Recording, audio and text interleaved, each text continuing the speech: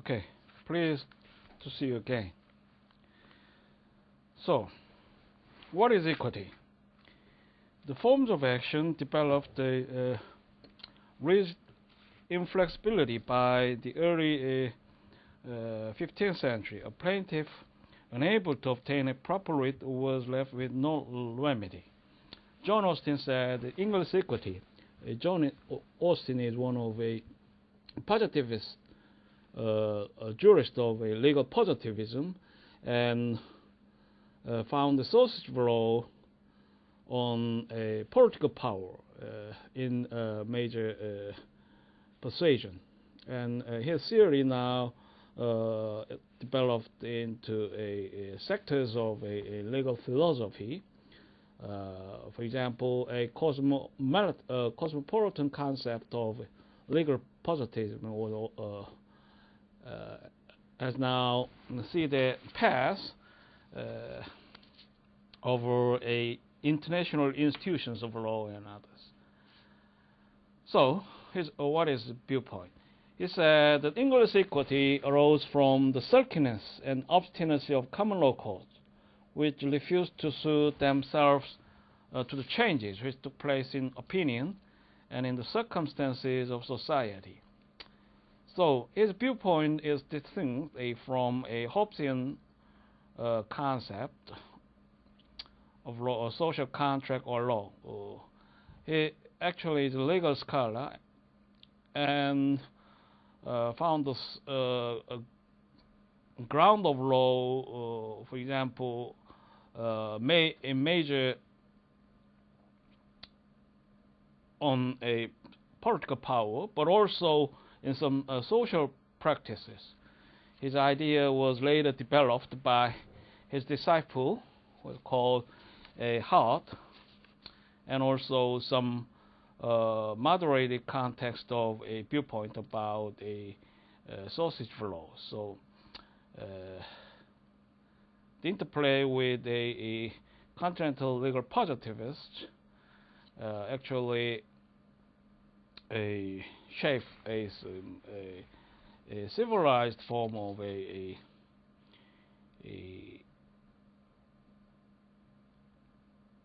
legal basis. For example, in the continental tradition, the viewpoint is more strongly focused on a social practices, while the British legal positivist so more essential the political power, but they are in some context relative each other to be available of a interchange and a mutual lessons also. However obstinate it may have been, the common law was not rigid. It accepted new institutions to counter the severity of risk system and provide relief other than money damages. The king and later a chancellor, the keeper of the king's conscience, accepted petitions for equitable relief. Held in an inquisitorial fashion modeled on canon and Roman law, these equitable proceedings focused on avoiding the structure of common law. It was successful, and a former court of chancery soon assumed jurisdictional pleas in equity. If the addition of such equitable concepts as injunctive relief and specific performance to supplement the common law was equity's paramount general contribution, the origin of trust was its most important conceptual addition. The common law did not recognize an interest in a party who was not the title holder to land. The transfer of property to a party to hold either for the benefit of the grantor or may have been trying to avoid a feudal obligations, or a third party did not create a legal right enforceable by a beneficiary. The Court of Chancery, acting to fill this acknowledged void in the common law by using its powers to demand good conscience, ruled that the holder of the property must administer it for the benefit of donor or third party as specified in the initial grant. From this concept arose an equitable interest held by the beneficiary, the person in possession, assuming the status of a trustee obligated to deal with the property, considering the nature of the equitable interest of third party. So also, we have some myriad of rules evolving around the area of trust law. It may be called in other terms a estate law or so, and as a high extent of nexus to interact with a property law. So the set of norms often started in the unitary context through the areas of law. And the equity concept actually much influenced the development of trust law. The discretion exercised by early Chancellor John Selden remarked that equity varied according to the length of Chancellorsfoot. By the 18th century, had evolved its own procedural rules, paradoxically as rigid as those with equity had been created to avoid. So we can see some other branch of court system, what we call a court of chancellor, and their jurisdiction is exclusively devoted to kind of a equity justice administration arising from equity concept. And we have other strand of a jurisdiction, what we call a justice of peace. What is a justice of peace? The Crusaders of the 12th century disrupted rural English life. Returning soldiers have tasted the fruits of conquest. Concern of the maintenance of order in England moved Richard IV to name keepers of the peace, knights commissioned to maintain rural order. Their authority was expanded by the Justice of Peace, 1361, granting to knights, esquires, or gentlemen of the area authority to pursue, arrest, take, and chastise those breaching the peace. Less offenses were tried directly by these lay justices of peace. More serious crimes were referred to the king judges, who conducted county quarter sessions 4 times annually. For 600 years, the judicial process for keeping the peace has been lodged principally in the hands of ordinary citizens rather than a professional judiciary. So we have actually no experience of a democratic government until we have my constitution in 1945. So the history interrupted, and we can see some distinct traits of a criminal procedure in the British context. It is also a matter of a constitutional issue if given in the context of a Korean jurisdiction. For example, ordinary citizens are qualified to administer criminal justice. There is poses a serious challenge to the Korean constitution, actually. And the Wars of the Roses, a tested English constitutionalism with civil disturbance, inept domestic rule, and a factionalism. Englishmen tended to prefer public order over freedom, accepting a form rule which would have been unacceptable in the absence of domestic disturbances. Common law institutions were strained and later subordinated to sovereign decree during the Tudor and Stuart reigns, but they survived the single serious challenge to the common law in English history.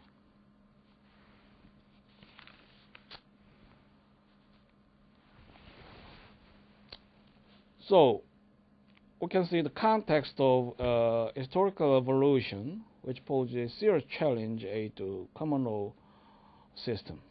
Wars of the laws and the dictatorship of practiced by two dynasties, the Tudors and the Stuarts. Let's see the context. Henry VII, the first of Tudor kings, created Court of Star Chamber. Evolving from the judicial remnants of the King's Council, the Star Chamber was vested with extensive criminal jurisdiction, including conspiracies, forgeries, and perjury. Its history of coercion to extract confessions and the names of accomplices as identified with it with unreasoned judicial harshness, but it was not at the time considered particularly repressive. Its fines and punishments were not unduly severe, nor did it impose the death penalty. The inquisitorial procedure of Star Chamber loose in canon and Roman law. It was staffed by lawyers with a civil law education at Oxford and Cambridge, who showed disdain for what they viewed as an overly formal common law system, preferring anything touched by the Renaissance, including the allegedly more understandable civil law. But there was to be no reception of civil law in England. Its influence was limited mainly to aspects of commerce affected by international trade, particularly mercantile and maritime law. So this factor interplays to safeguard the common law system. Actually, mercantile, it is actually very exclusive domain in terms of legal history. And as I once stated, the commercial group has a distinctive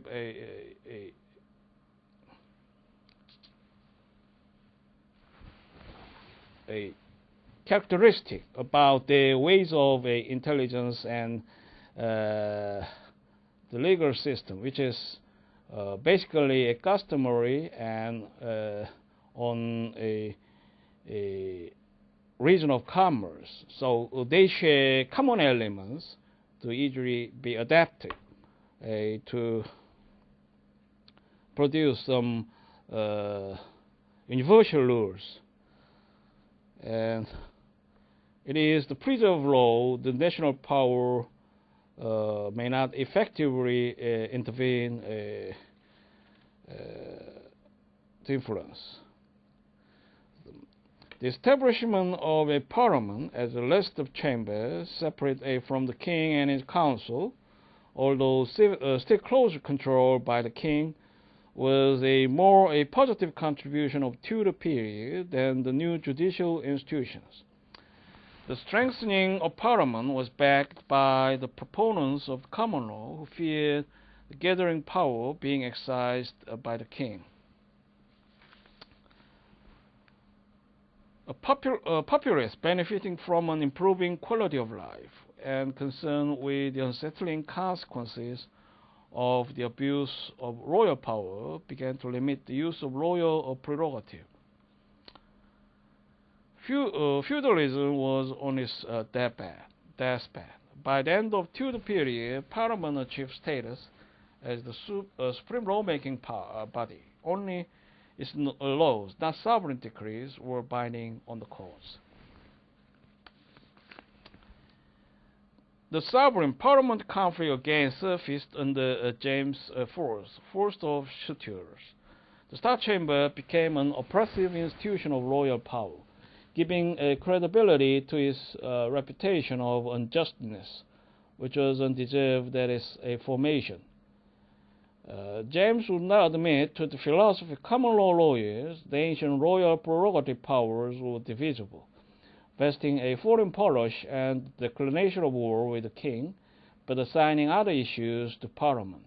So these areas are harsh for the common law jurist, and some fame famous a jurist, for example, Sir Edward Coke, or later in Blackstone also,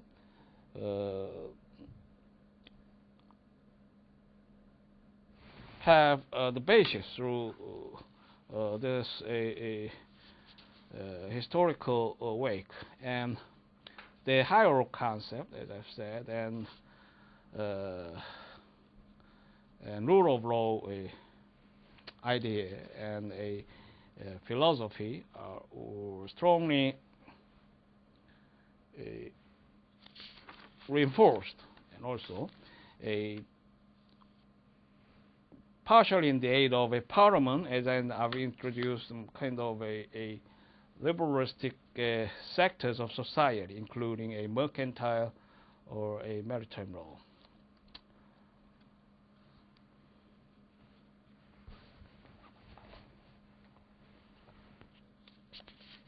So King James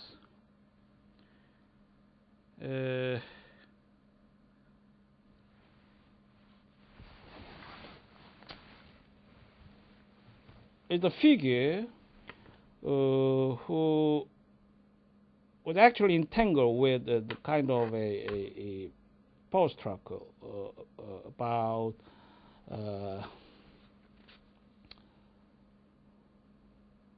increasing institution of a parliament and a common law court, and the foreign policy and the coalition war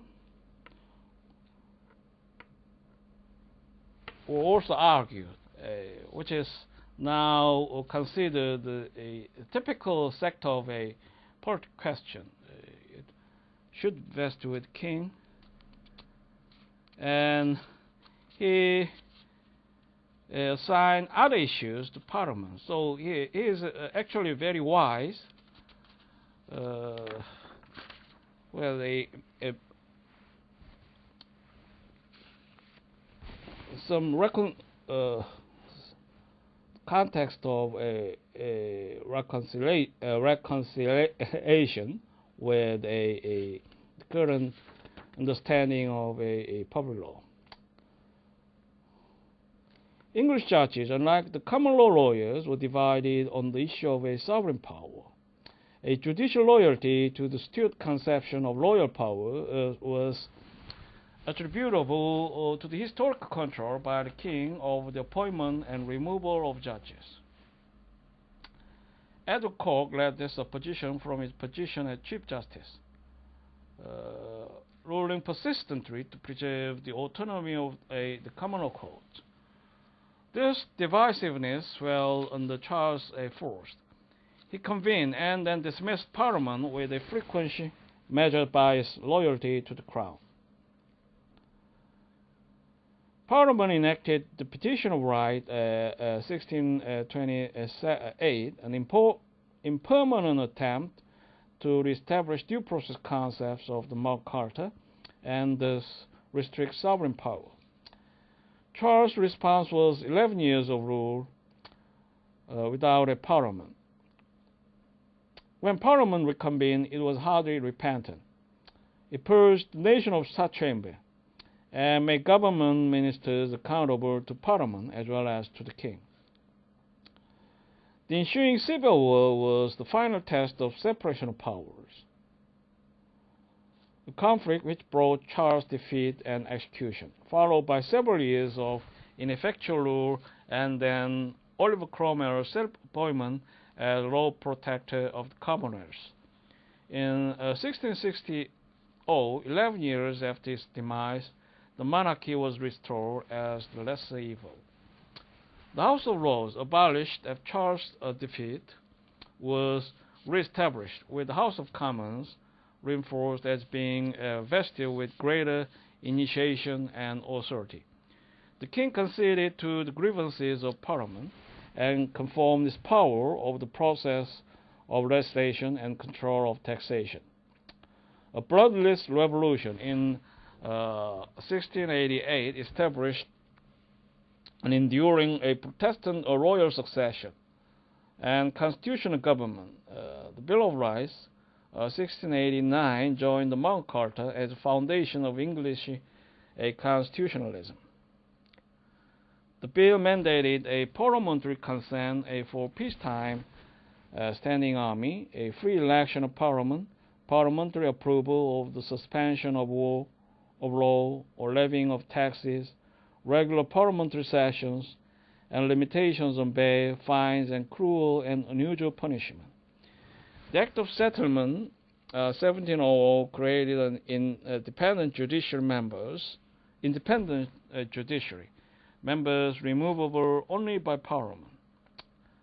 The Act confirmed what Koch has said decades earlier: the sovereign may not dismiss judges. The common law has survived a tumultuous Stuart era. So this scope of extensive scope of institutions have provide some insights, and also actually much influence in high power to create the current form of public laws. So actually, United States has no written constitution, but the concept and ideas have long been endorsed by constitutional practice, governmental practices, coupled with a key areas of a public statute, a public law.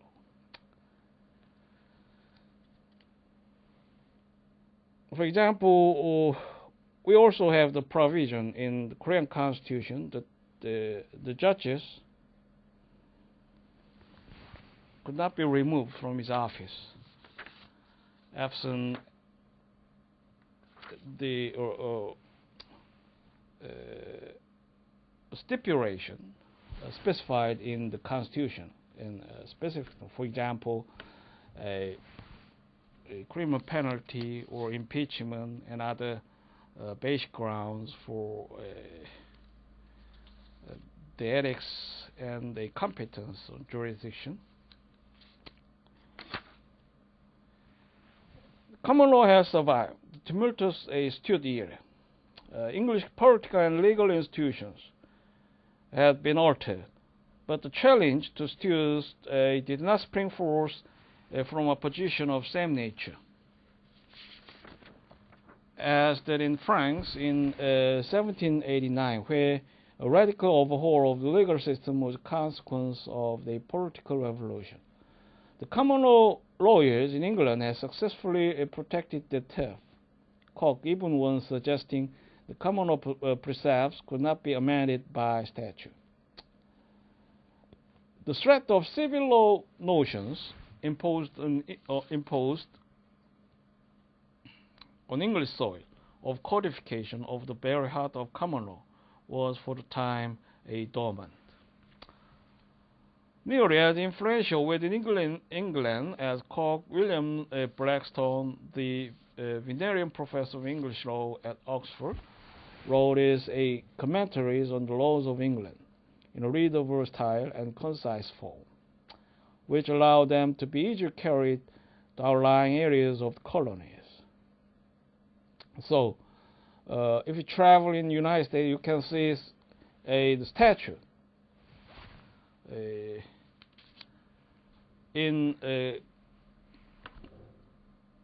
to memorialize Blackstone. His influence is enormous to shape the legal system of the United States.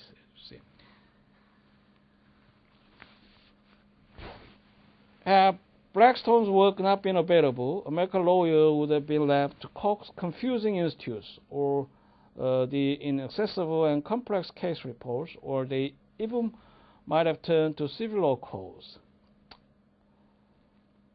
So Koch is also one influence, but is actually remote. He is an ancient person. William Blackstone is actually a Koch, the progenitor of Blackstone, but the time factor is remote between two persons. So Koch's idea could be basic, but in some context incomplete or not fairly articulated to serve the new venture of a republic in the United States. Blackstone's impact in America is immeasurable. No other legal book has so affected American legal practice as the published lectures of this once obscure lawyer. And then a significant period in the British legal tradition should be seen on 19th century reforms. We have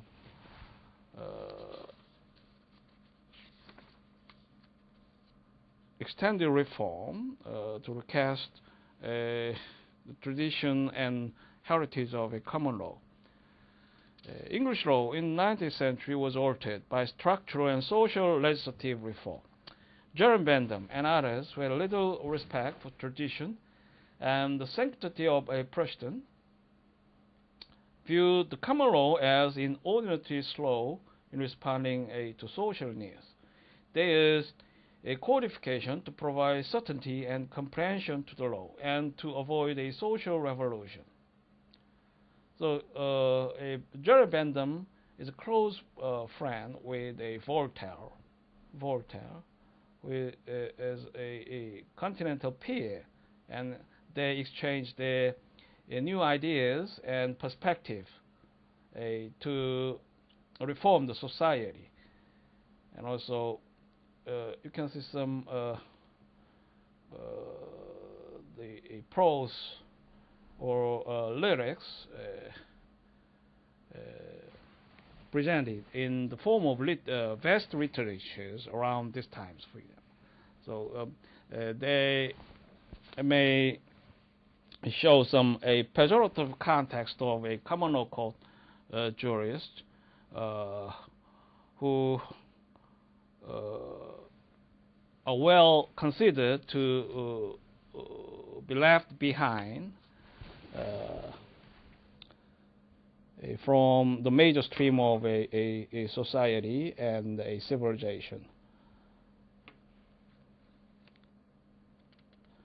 The conservative judiciary and bar neither desired reform nor believed that legislation should be a source.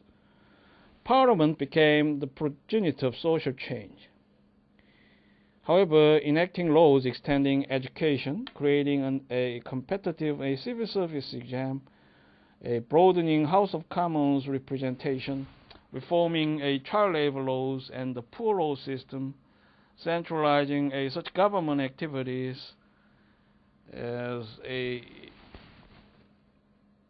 law construction and adopting a free trade policy by reducing protective tariffs. It not codify rules, but adopted laws directed to more narrow issues, which supplemented rather than replaced English precedent. Although Bentham's influence was apparent in the vast amount of new legislation, he found little support for codification of English law in the tradition of the civil law. Parliament next turned to make some order out of the fragmented judicial structures. Overlapping a jurisdiction and prolonged delays, ridiculed in prose, were reduced by Judicature Act 1873. It created a Supreme Court of a Judicature, consisting of the High Court of Justice and Court of Appeal. The High Court brought together as its new divisions the former courts of Chancery, Queen's Bench, Common Pleas, Exchequer, and Exchequer Chamber and Probate, Divorce, and Admiralty. Less than a decade later, Common Pleas and Exchequer were merged into Queen's Bench division. At first, abolished an applicable, the House of Lords soon was restored to its judicial role by the Appellate Jurisdiction Act, 1876.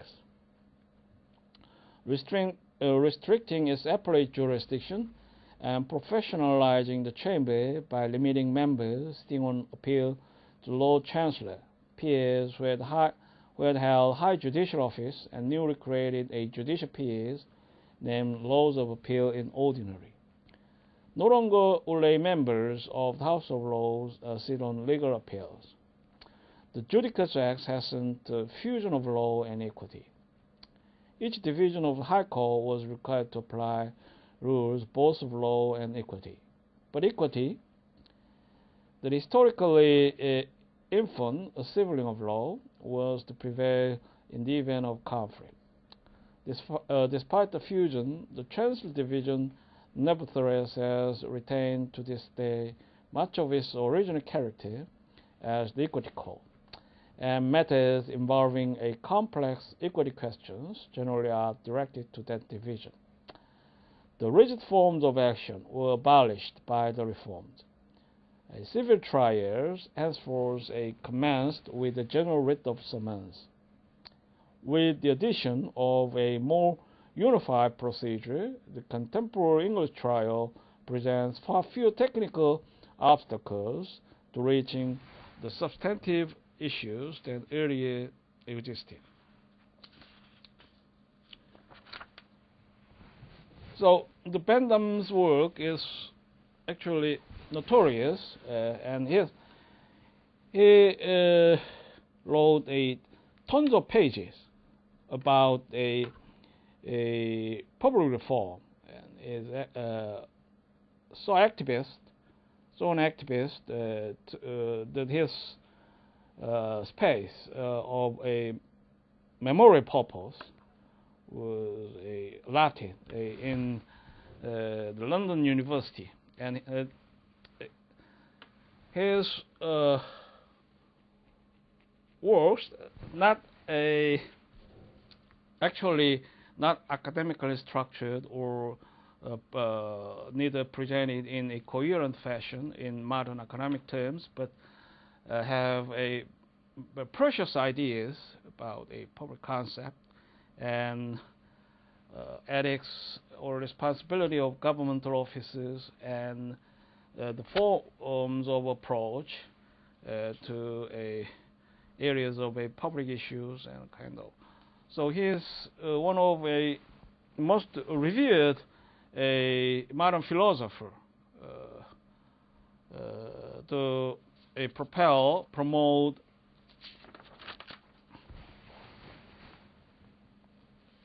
the social advancement in his times.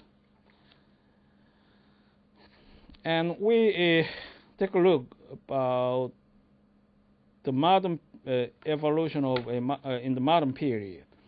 Labor and liberal election victories in the early years of 20th century marked or altered the structure of English society. The Victorian era was in its finale. Working class dominance in the House of Commons aroused new conflicts with the House of Lords. When the Lords persisted in questioning a proposed legislation, which its members considered radical, the Commons responded by reducing the lesser power of the Lords, effectively limiting it to a right of delay, permitting neither amendment nor rejection. The Supreme Court of Judicature was further refined in the Courts Act 1971. Courts of Assize. Quarter sessions were abolished. The Crown Court assumed a criminal jurisdiction and joined the High Court and Court of Appeal as part of Supreme Court. English legal institutions have survived centuries of stresses and constitutional crisis. The system has shown a remarkable resiliency in adversity. Current issues involving the adoption of a Bill of Rights, the role of House of Lords, the progressive fusion of barristers and solicitors, and the consultative role of labor unions regarding general policies and proposed legislation will continue to generate stresses on the common law. So we later touch on the issue concerning the dual system of legal profession between barristers and solicitors. It is also interesting to understand the dynamism of a legal system in Britain. Its adaptability is illustrated by the distribution of common law throughout the world. Although some of the strengths of English law must be attributable to the homogeneous population in which the law developed, it is a system of justice which has been received in heterogeneous societies with as much ease as the civil law.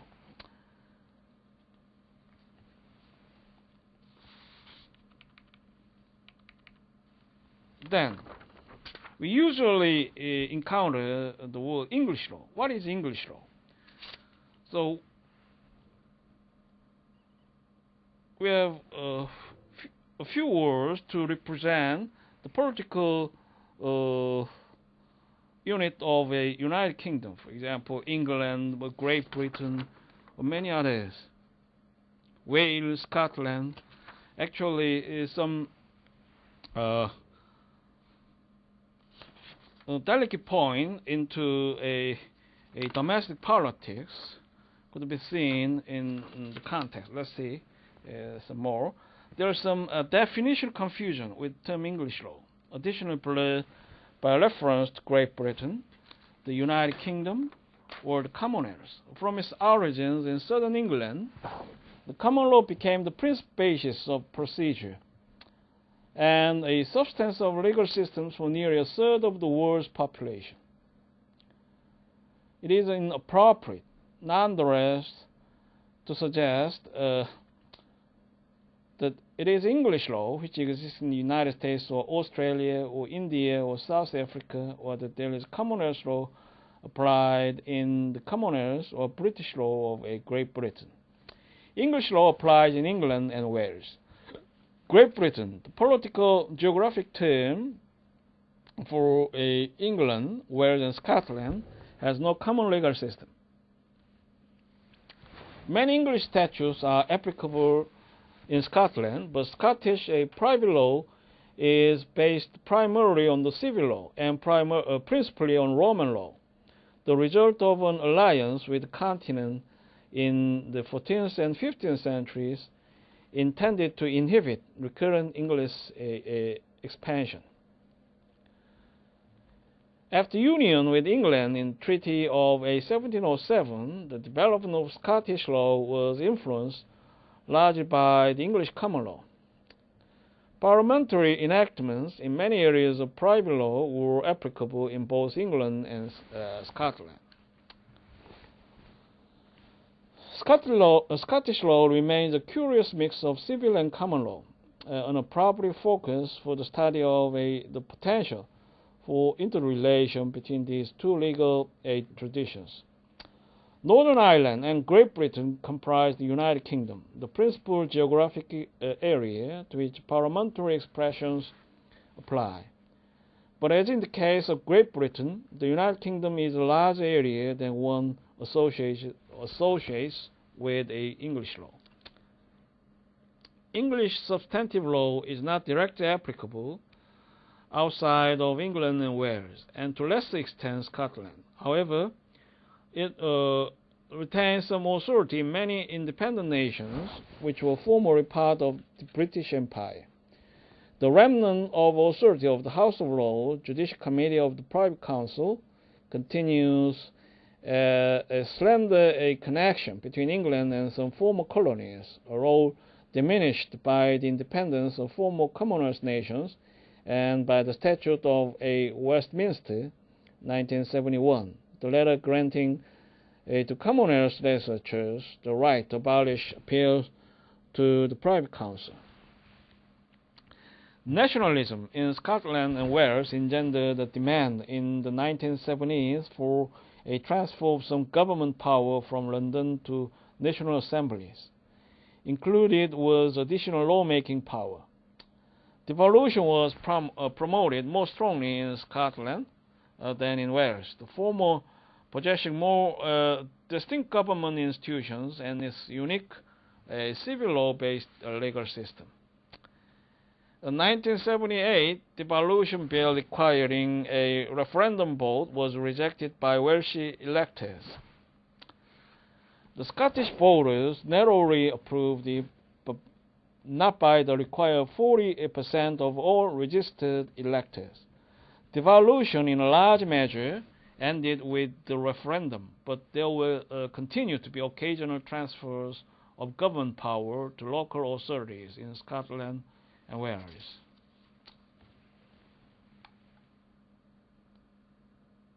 So, it is actually one of major legal traditions, and its distribution is extensive. It spans across a third of the world's population as the legal system. So that should be our last topic for this week's class. Legal systems are often thrust upon nations. They are the consequence of territorial expansion and not of a deliberate and carefully thought out decision regarding which principal legal tradition would best serve the interests of community. But as they grow, they may borrow extensively from other legal systems and traditions. It is rare indeed to find an independent nation will lose in one of the principal Western legal traditions, which has not molded the tradition to fit the domestic requirements. As the British Empire grew, English common law fit into a particularly unique institutional framework of each colony. How receptive the colonial inhabitants were towards the reception of the English common law depended upon numerous characteristics of the mode of a territorial expansion. The distribution of the English common law has been termed by Dicey as threefold. As I mentioned, those nations ceded, those settled, those conquered. So ceded nations are those where elements of colonial legal system were introduced into colony, which had a relatively advanced society and developed legal system, but where the ceding by the power gaining control was more by negotiation and its apparent capacity to conquer than actually by using force. The common law thus was ceded into such nations as India and Hong Kong. Settled nations are those in which a territorial expansion occurred in an area not possessing a strong and developed society, and which the element of force was used to wrest power from another authority, which might have been either a strong indigenous authority or a previous colonizer.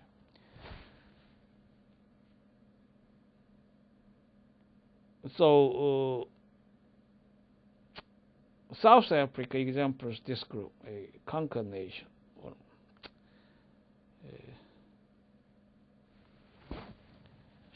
So, the United States falls within the second category, in which the colonial acquisition went to the forced settling power. In Calvin's case, in 1608, it was ruled the English law was effective when England colonized an area where there was no civilized local law. What legal system will be imposed upon or developed within a colonial power depends both on the inclination of the expanding power to impose its legal system upon the colonial territory and on the capacity of the colonial territory inhabitants to make changes in the developing theoretical or institutional characteristics of the present legal system.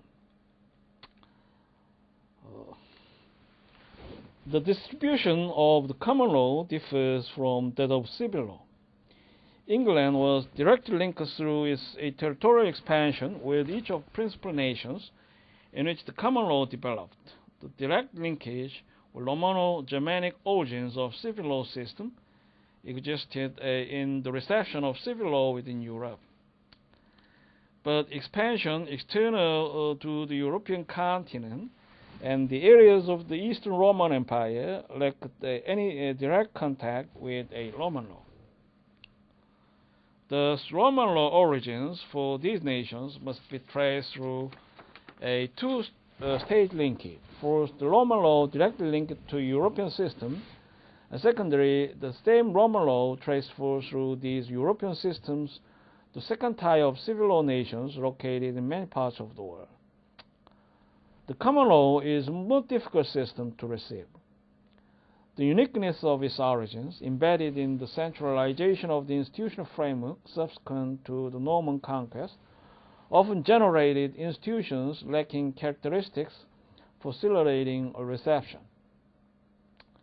The convenience of codes of civil law nations affords a practical form of reception, as well as a theoretical satisfaction of having written down what the law is in a new and often relatively unstable society. But the English metrics of case law and statutes, and the complex language and focus on procedure, form the tradition, which obviously was not created with any sort of a facilitating its imposition on foreign lands. Furthermore, the Roman-based civil law, which was largely private law, posed little threat to a new political system, tending to favor voluntary adoption of a codified system. The world is not easily divided into an orderly pattern of countries which received a single legal tradition. Changes in territorial dominion by colonial powers create some systems possessing elements of more than one of the principal legal traditions. The most notable example is South Africa, where a civil law system based on Roman Dutch law partially acquiesced to the common law upon England's succession to power. The distribution of English common law in the three largest areas where there was no well-established system of justice beyond tribal law occurred in Australia, Canada, and the United States. England confronted only a small indigenous population in Australia and colonized the continent without expansionist competition from other European nations. Parliament decreed in 1828 that the Australian colony system was the common law, including English statutes. Australia developed as a six-member federation, each with a constitution and state government, including a parliament. Federal power is limited by the Australian Constitution, more severely than in the United States. The Constitution does not protect a fundamental individual rights.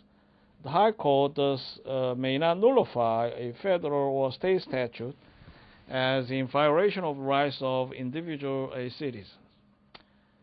United States federalism has evolved over 2 centuries.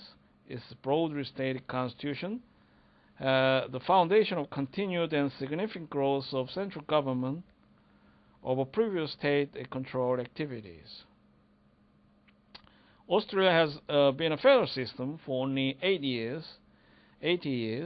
An additional century may witness an increase in federal power, not unlike that in the United States. Both procedure and substantive private law in the several states of Australia are relatively uniform. English appellate decisions, although not binding authority, have remained the foundation for the development of Australian law, an emphasis which will diminish as the quantity of Australian precedent increases.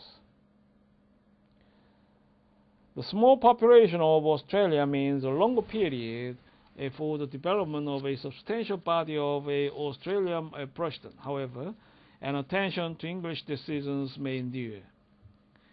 Respect for English decisions further is understandable by the peaceful growth of Australia as an independent nation. Separation occurred from England without the adversity of a revolution. Australian law remains the most closely identified to English law of all the major nations, which trace the legal system to England. There was no advanced central development within the indigenous Australian population, such as was confronted in India, nor was any Australian territory acquired from other European nations, as in the case of South Africa, part of Canada, and the United States. Acquisition by Britain in 1763 of French settled area of Canada did not lead to a fusion of the legal systems. The English Parliament divided Canada into English and French-speaking sections, each with a parliament. It was an unsuccessful experiment terminated in 1840 by the establishment of a common parliament with equal representation. The British North American Act of 1867 created a Dominion of Canada composed of Nova Scotia, Ontario, Quebec, and New Brunswick.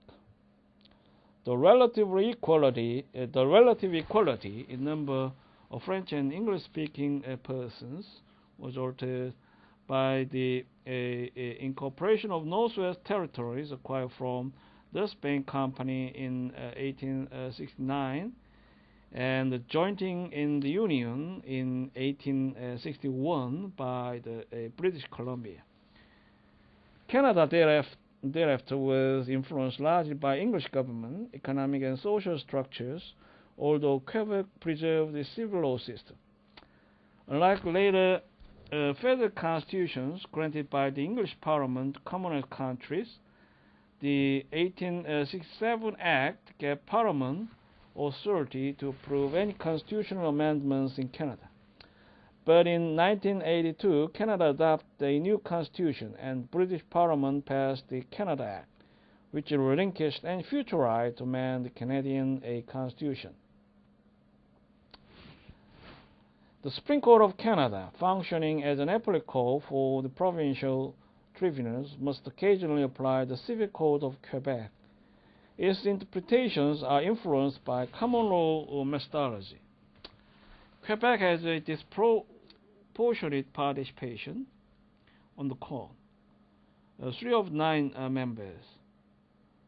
But it is a minority, and there is no weighted voting for cases from Quebec provincial courts.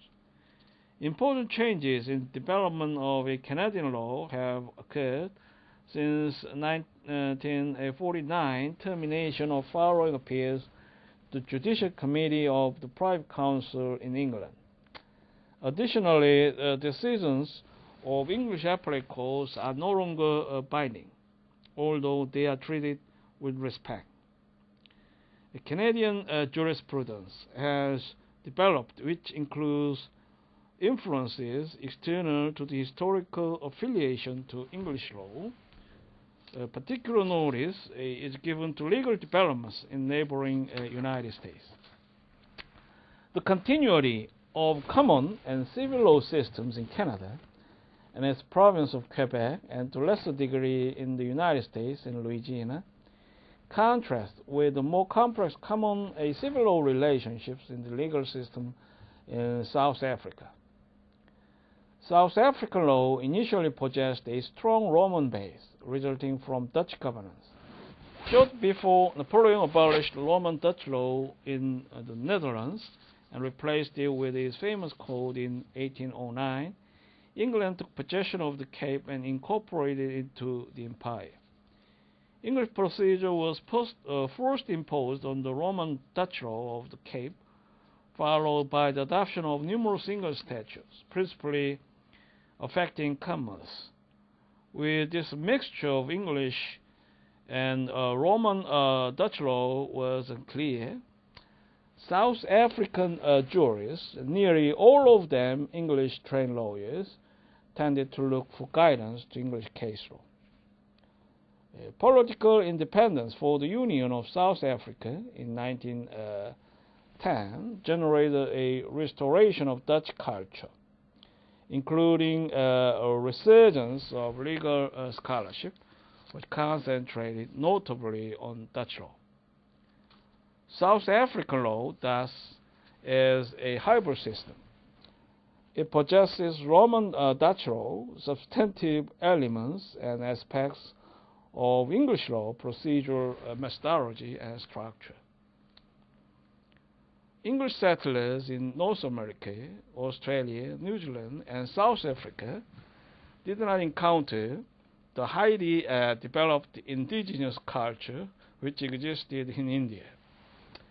Expansion to India was not by unchallenged settlement, but by permission of Grand Mughal of India and local leaders. The penetration first consisted of establishing coastal commercial centers. Internal disorder beset India in the 19th century. The English took advantage of this weakness, extending their influence through transactions with Indian princes, and finally dominating all of India.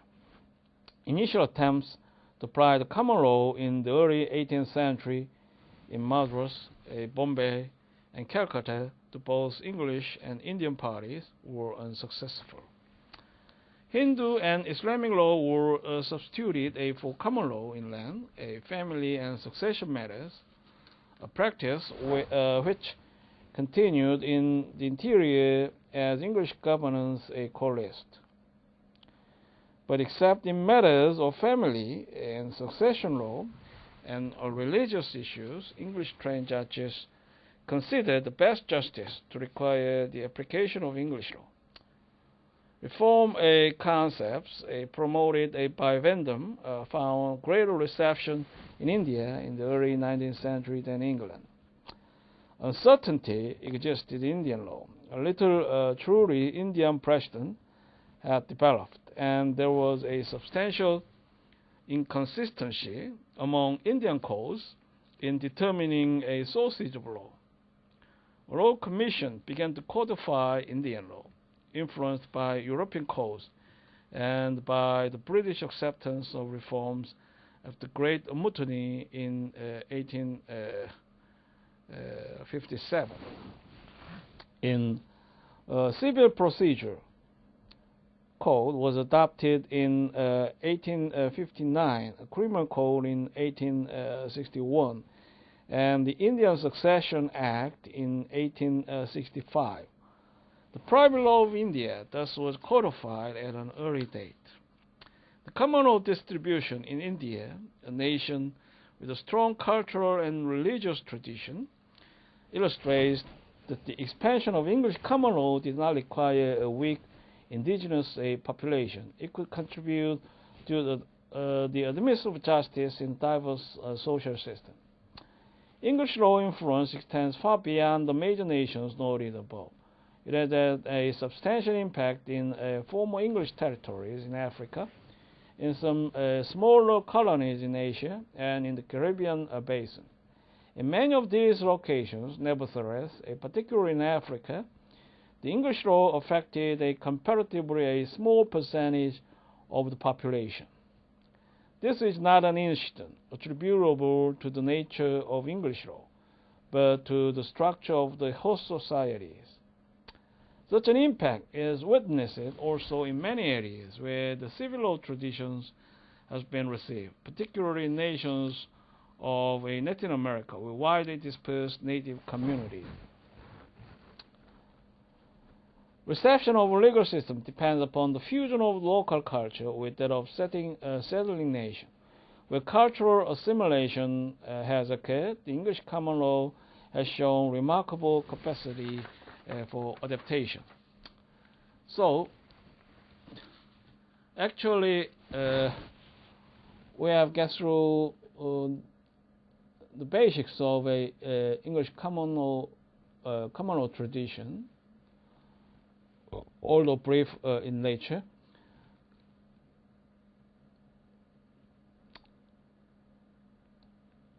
So now you have a comprehensive viewpoint about the nature and characteristics of a common law tradition. And for the next class, we will look into some frameworks which is pivotal to understand the details and key points of a common law tradition. For example, we'll see legal structures in England, and the British government would be surveyed about key points. And also we have take a look of a parliament. It has two branches, what are called the House of Commons and House of Lords. And also we have to explore the executive branch, and it adopts a parliament system, and the prime minister assumed the role as a state head, and also a political leader of a parliament, and it is expected to interact with the sovereign. But as we have been introduced, the sovereign power is just symbolic in this contemporary times. And also the power of households will actually eroded in many contexts. So the practice of a government, a British government, is intensely clustered in the House of Commons in its actual significance, and also as a matter of a constitutional law. And then we expect to look through the judicial structure,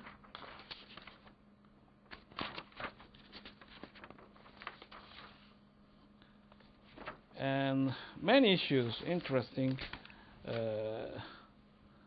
to actually let us be exposed to many theories and historical insights in your study of laws in the department. So I hope it will be helpful to the nature of laws over the vast courses undertaken by you for during the 4 years in the department.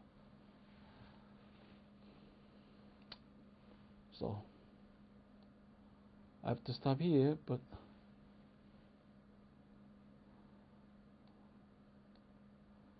my eyes seem to leave for a moment.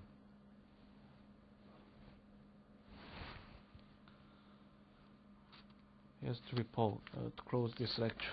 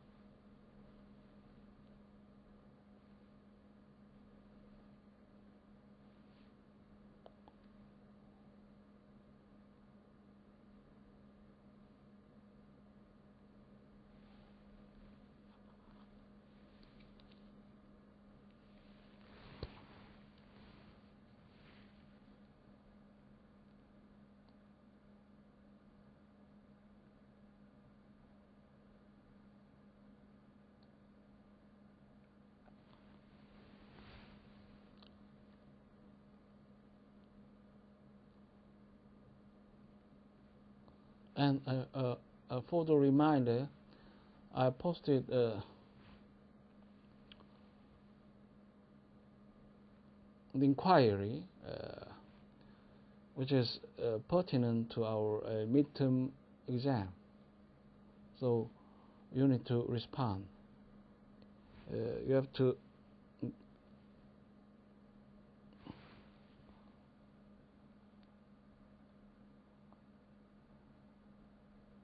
visit my website about the inquiry and vote about the method on which I grade your class achievement. So I now suppose some alternative instead of a midterm exam. I may require you to present some brief research paper which deal with the topics we have gotten through thus far, and it is open to your selection. So I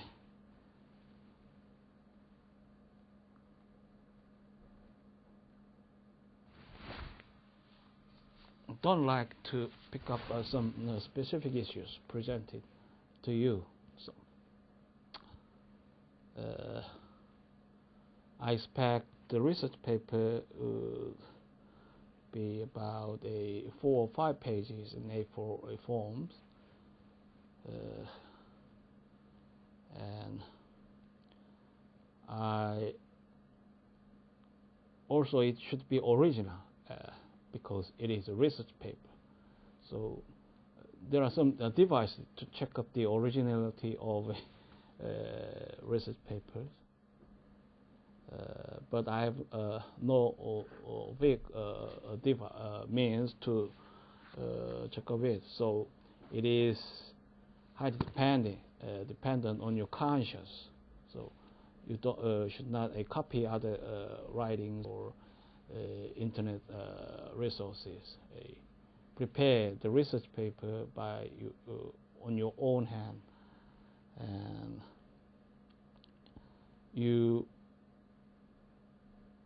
I like to set some time limits for turning in your research paper.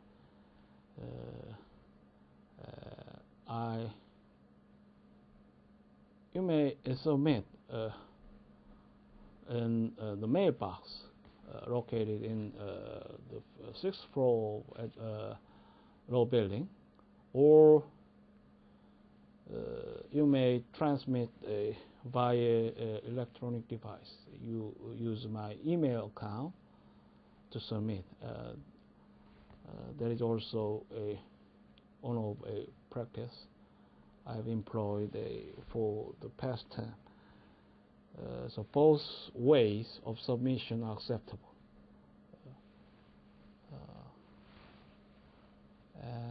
So the due date should be May 10th in my calculation. It is proper for your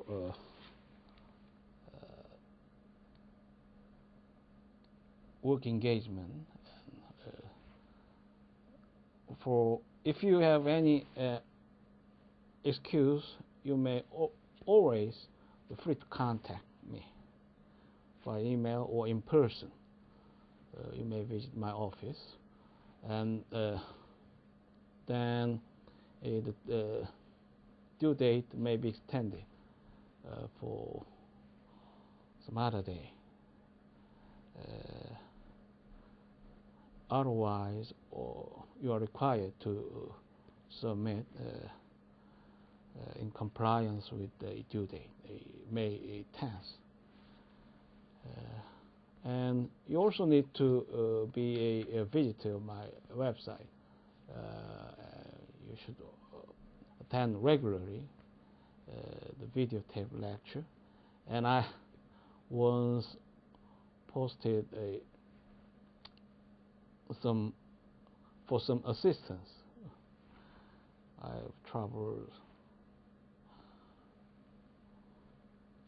of how to unload my image and a technological issue. So your aid is welcomed. Okay, my aid is available now. So we now stop here and see you in the next class with an interesting topic about a common law system. Thank you.